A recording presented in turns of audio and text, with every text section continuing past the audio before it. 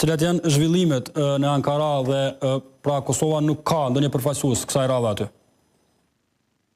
Po me të drejtë e përmend Dibran, pra është absolutisht njëri prej samitive më të rëndësishme të Aleancës në viteve të fundit, po sidomos në vitin 2026 në kryeshtetin e Turqisë, Ankara,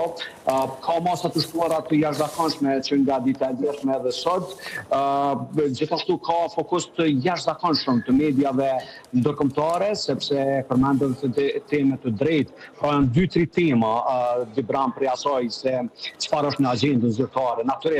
është Aleanca e ardhmja e Aleancës si Aleanca më e rëndësishme në planet. Gjithashtu pasaj buxheti për cilin ka pas diskutime të shumta gjatë viteve të fundit, sidomos me ardhmjen e presidentit, rikthimin e presidentit amerikan në krye të Shteteve Bashkuara të Amerikës dhe padyshim tema që kanë të bëjnë me sigurinë e këtu më afër se Turqia është absolutisht çështja që ka të bëjë me Ukrainën, invazioni rus në Ukrainë. Pra, edhe në konferencën e parë që sapo ndodhi pak më herët nga shefi i NATO-s, Mark Rutte, një konferencë e cila ndodh para samitit, sepse samiti zyrtarisht fillon nesër edhe pas nesër, këto ishin top temat kryesore, pra Ukraina, buxheti, fuqia e Aleancës në të ardhmen dhe një lloj unifikimi më i madh e shteteve të anëtare të NATO-s. Nesër ajo çfarë dihet është do të jetë këtu edhe presidenti amerikan, edhe mes tjerash do të jetë presidenti i Ukrainës Zelensky, presidenti Trump, liderët e të gjitha vendeve anëtare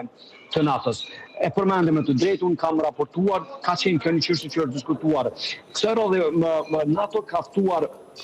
kryesisht vendet anëtare dhe vendet partnere që janë në pjesën e le të themi Eurazisë. Pra, këtu nuk janë sot as Kosova,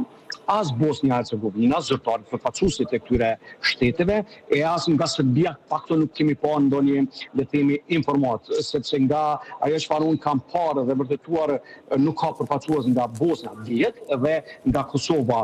Në pyetje drejtuar NATO sepse ata kanë thënë që NATO mbetet e përshkruar në Ballkanin Perëndimor absolutisht shumë, sidomos se Kosova me praninë e KFOR-it, që ka një rol të rëndësishëm në paqen dhe stabilitetin dhe sigurinë në Kosovë. Pra, mund të thuhet që është njëri prej samiteve që do ta determinojë Dibran të ardhmen e Aleancës, sidomos në temat që kanë bëjnë me unifikimin, me të ardhmen. Gjithashtu nesër është njëra prej le të themi në kuadër të samitit do të mbahet edhe ajo që është samiti i aspektit ushtarak, pra nesër do të prezantohen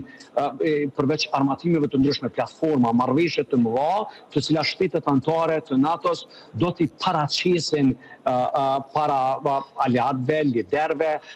të gjitha shteteve anëtare. Kjo do të jetë një mundësi edhe për marrëveshje të reja, le të themi kështu, shtete mes vetes sa i përket